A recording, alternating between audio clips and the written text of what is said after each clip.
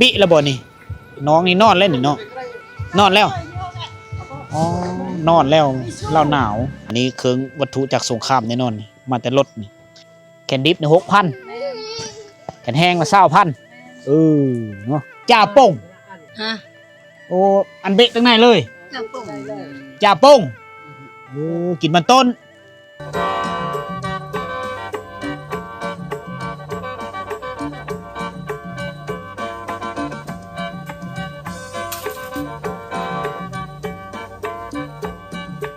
ทักทายสบายดีคือเก่าคือเดิมยินดีต้อนรับทุกคนสู่การเดินทางอีกมื้อนึงตอนนี้บอสสีหอมกำลังเดินทางออกจากบ้านตะปงแรงมุ่งหน้าเข้าสู่ผู้แหละดินแดนเขตเมืองตะโอ้ยแขวงสารวัตรทุกคนบรรยากาศการเดินทางวันนี้พวกเราเดินทางพร้อมกับสายฝนที่ตกลิ่นมาจากเวียดนามทุกคนโอ้โหดินแดนภาคใต้ก็เป็นดินแดนที่อุดมสมบูรณ์ไปด้วยน้ำฝนทุกคนเอ้ยอุดมสมบูรณ์ไปด้วยความหนาวนี่เส้นทางนี่ก็มีบ่อนลาดยางมีบ่อนคอนกรีตโซลานี่บ่อนผู้สูงจุดที่ผู้สูงพระเจ้าจะปูคอนกรีตสำหรับบ้านคนบ่อนเขตนี่ชุมชนบ้านนี่พระเจ้าจะเฮ็ดทางดำเฮ็ดทางหยางนะแต่ก็มีการเทไปนำพระเจ้ากับปูแปลงบูรณะปูแปลงไปนำเรื่อยๆโอ้แบบเดียวก็เฮาเดินทางช่วงฤดูฝนเลยมันก็คือฤดูฝนของเวียดนามมาแล้วฤดูฝนของเมืองสมุยทุกคนตอนนี้เฮากำลังลงผู้แหละเฮามาเมืองสมุยนี่เฮาจะได้ขึ้นผู้หน่วยนี้มีหัวผู้ไปเลยรถบรรทุกนักหรือรถพิลึกก็ตามต้องได้เสื้อเลขหนึ่งหรือเสื้อสโลว์ขึ้นมาบ่ได้แถวนี้ได้เลขรถมอเตอร์ไซค์รถจักรเฮานี่ก็เสื้อเกสองเกหนึ่งเกสองขึ้นมามันจังวิทย์ถ้าเฮาซ้อนกันในแห่งเตยะนะฉะนั้นเขากำลังปรับปรุงเส้นทางสายนี้มันกลายเป็นคอนกรีตอยู่ในจุดที่ผู้สูงตัวนี้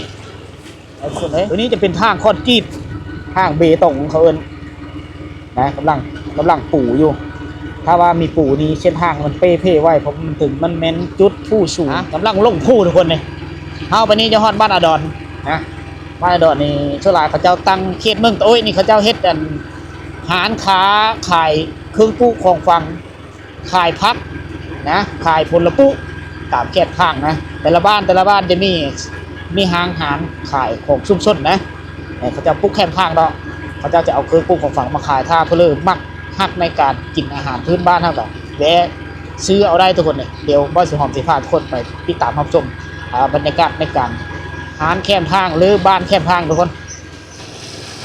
โอ้โหรถชื่อสโลว์ขึ้นไปเลยเมื่อก่อนเขาจะเสื้อกันฝนมาเลยตอนนี้คอยกับทีมงานบ่าวนดพาเลาะได้เดินทางมาฮอดบ้านอาดอนเป็นบ้านเล็กแรกของเมืองตะโอ้ยแขวงสารวัตรที่นี่จะมีปั๊มน้ำมันขนาดน้อยขายเสื้อกระตุกไปเลยอยู่นี่ยังมีฝนตกเนาะบ้านอาดอนเมืองตะโอ้ยแขวงสารวัตรทุกคนมาคราวนี้จะเขตแดนของระหว่างเมืองตะโอ้ยกับเมืองสมุยเนี่ยติดจอดกันอยู่บ้านนี้แหละมานี่เขาจะเห็นเขาเจ้าขายเครื่องอยู่ของกินขายพักตามหน้าห้านตามเข้มทางเลยนะมีขายน้ำดื่มน้ำหวานแล้วก็มีห้านของพี่น้องชาวเวียดนามเขามาเซามาเปิดขายไซบริการคือคนเขตนี้เนี่ยได้ซื้อได้ไซน้ำกันแล้วก็มีห้านขายที่ว่าเครื่องป้าของดงขายเครื่องปลูกของฝั่งเขาขายอยู่โซนเบื้องนี้โซนห้านอันนี้แหละทุกคนเลยการค้าการขายส่วนหลายก็ใช้เงิน2ตระกูลจะเป็นเงินเวียดนามแล้วก็เป็นเงินดงเงินกีบโอ้มันนอนแล้วเนาะบิระบ่นี่น้องนี่นอนเล่นนี่เนาะนอนแล้วอ๋อนอนแล้วเราหนาวนอนรับเรียบร้อยอ๋อเก๋หลายลีโน่ทางมาไม้มาเตาะไปสั่งเต็มรถเลยเจอนิ้วไงเวียดนามยานี่จะเป็นนะไม่ยังไงนี่ใช่บอกอ๋อจะเป็นหูขิงอันนี้หูขิงอันนี้หน่อไม้แห้งบังโค อ๋อขิงนี่อันนี้เอากึ่งมะเขืออันนี้ไม่ยังละบึ้งอะบังอ๋อจะเป็นง่าขายเครื่องปลูกของฝังเป็นหัวข่าหัวขิงมะแต่งมาบบอันนี้ก็ขาย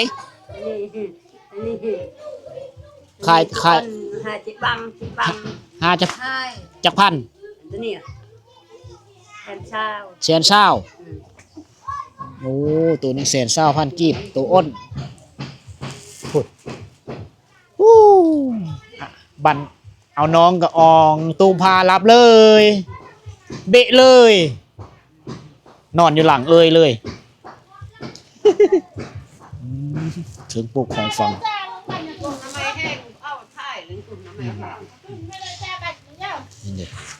ผักหอมปีแล้วนี่เขาเจ้านี่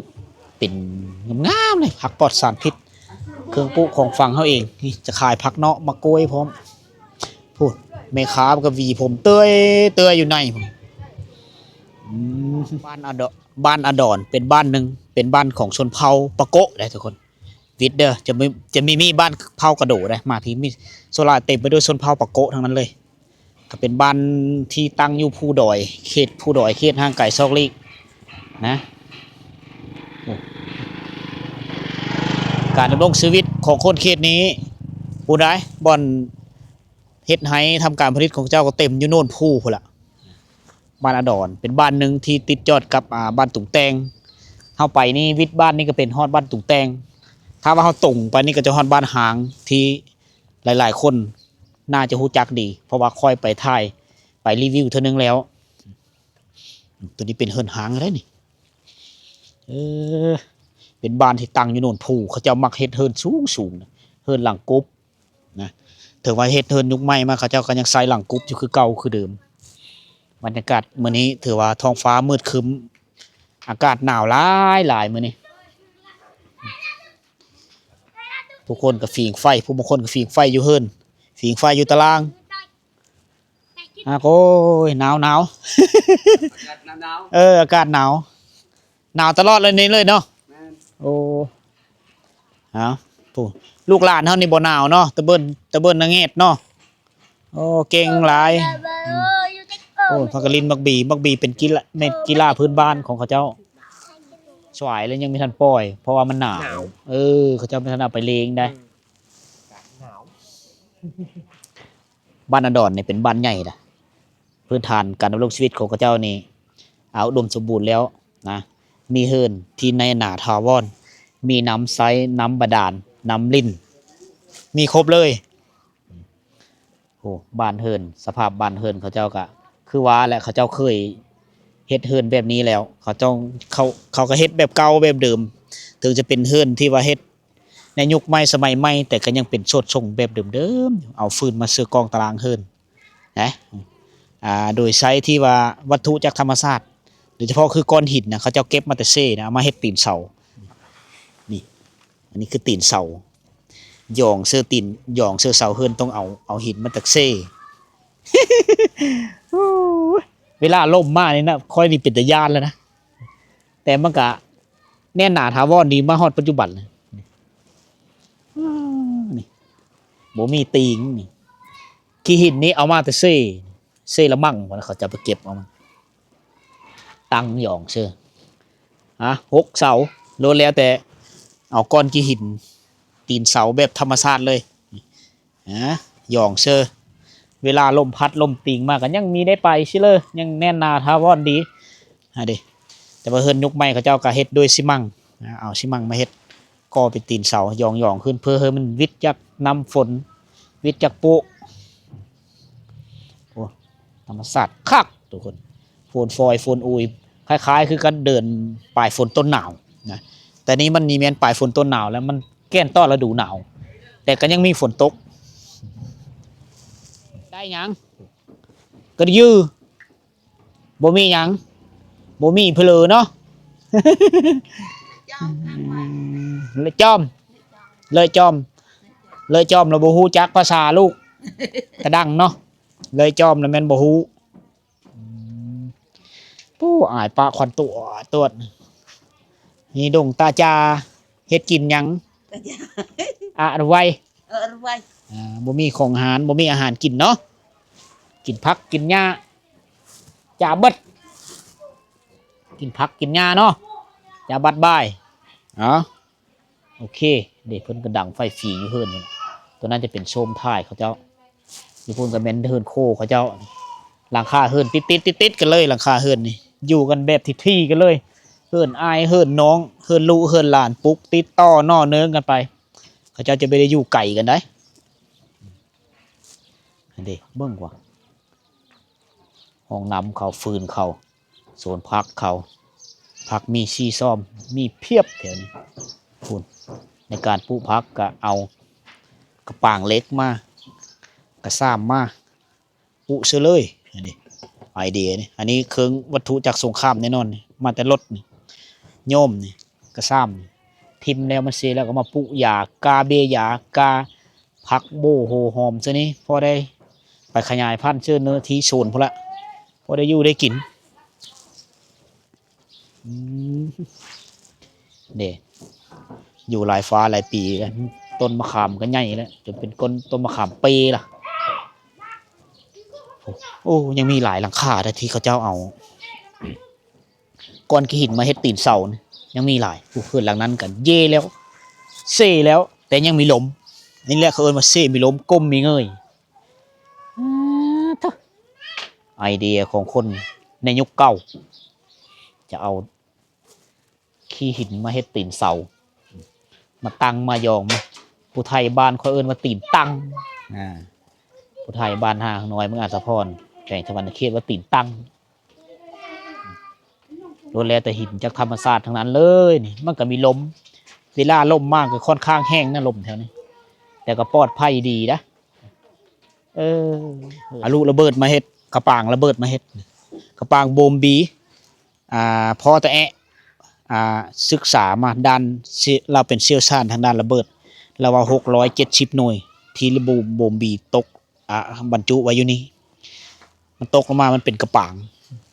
ลูกโบมบีช้ำขปั้นช้ำมาเข็บนะมาตัวนี้แหละทุกคนมาจะเอาเข็มแล้วเนาะจูติดตั้งแล้วตั้งบอกภาษาจนเจ้าเอิญนี่ตั้งขายดิบเลยแกนดิบเนี่ย6,000แกนแห้งมา20,000เนาะปลูกเองบ่หรือไปเอาจากป้าเอาอยู่ส่วนเองเลยเยิ้มนี่มีส่วนแคมแล้วสบายอีเมะกันเอ็ดน้ำลูกน้ำหลานเนาะใบน้ำลูกน้ำหลานโหอ้อยลูกหลานเนี่ยโอ้พวกนี้มีหนาวเนาะพูดนุ่งเสื้อแขนสั้นอันตะเบินสงแงดก้นอ้าวตะเบินก้นอ้าวบ่มีชินบ่มีเสื้อนุ่งแนวนั้นก้อนพูดพวกนี้นุ่งซึนนักเห็นแห้งคักผมกะมีแต่ฝนตกเสื้อผมเงาะผมมันนั้นมาแล้วมีหูเนาะพวกนี้เห็นได้อันจอมเนาะจอมเนี่ยเพิ่นหูจักภาษาห้าห้องเฮียนเนี่ยเนาะห้องไหนนี่ป.1บ่อยละเนี่ยห้าป.1ป่ะจะสร้างผมเงาะผมมันนั้นหมดเลยนี่เพราะว่าฝนตกฝนเอามาแล้วกันใบแล้วเพิ่นเก็บขายนะโลนึง6,000ขายดิบขายแห้งโล20 2พะโล้เฮ็ดเฮินตะดุ้งเฮ็ดน้องเคยลุงกับน้องเคยใกล้บ่เจ้าเจ้านี่ก็เจ้าเนี่ยหลานเบิดเลยปู้มันหนาวเนาะแงบหนาวหลายอันนี้จะเป็นเนื้อที่โซนโล่มเขาเจ้าจะเป้าว่างไว้ได้แต่ละบ้านจะมีเนื้อที่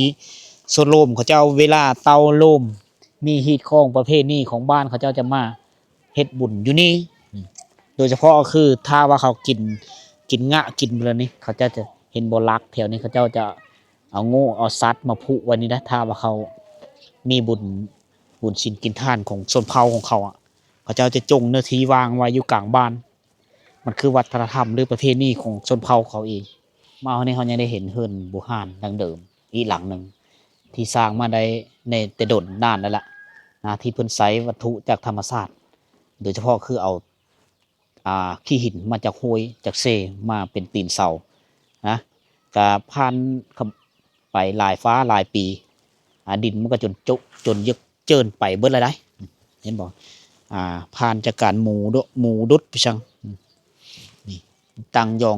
กันไปเรื่อยๆคล้ายๆคือมันสิล้มแต่มีล้มนะเอาเบิ่งอีกทีหนึ่งทุกคนนี่ตัวนี้กันนี่ความสูงนี่ก็ประมาณ40 เซนก้อนหนึ่งห่างจากหน้าดินขึ้นไป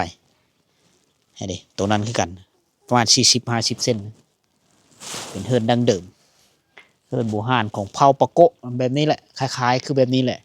ในตะกี้หล่อแล้วเขาเจ้ามุ่งใบบุญหลังคาเฮิร์นจะเป็นเฮิร์นแบบกุ๊บแบบจุ๋ยนะเอามาฝะทุกคนเห็นไปเลยเอามาฝะพ่อแม่พี่น้องถ้าว่าเป็นเฮิร์นเป็นเขาเจ้าจะนิยมทาสีแดงเด็กเห็นบอกสีแดงเวลาเฮาแนมเบิ่งมันจะงามนะอุ้ยดังไฟตาจ้าโอ้ฟืนลายเนาะหนาวผิงไฟเนาะแห้งอุ้ยคำอุ้ยหนาวฟืนนี่ลายเนาะเนาะนี่ซ้ำสีฟิง ฟืนจากหัวหายปลายหน้าฟืนจากไม้อย่างโบง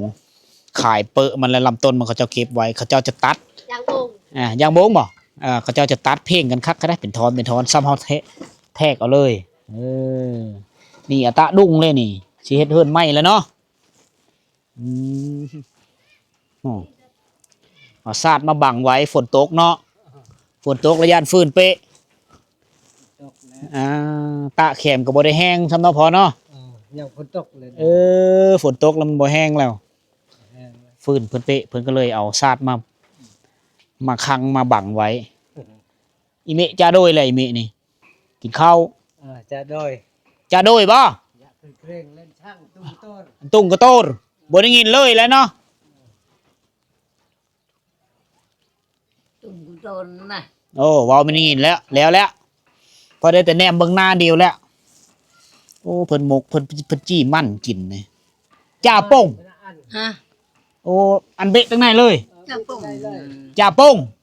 โอ้กินมันต้นจ่าป่งเลยกินมันต้นนอนอยู่นี่เลยเราเนาะนอนผิงไฟ มันหนาวเอา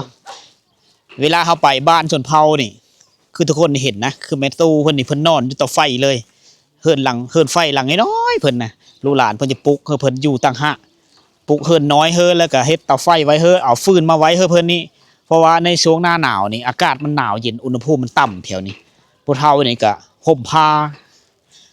าแล้วกันยังหนาวอยู่มันต้องถืออ้ายไฟมานำอันที่สองมากกับเพิ่นเยอะลง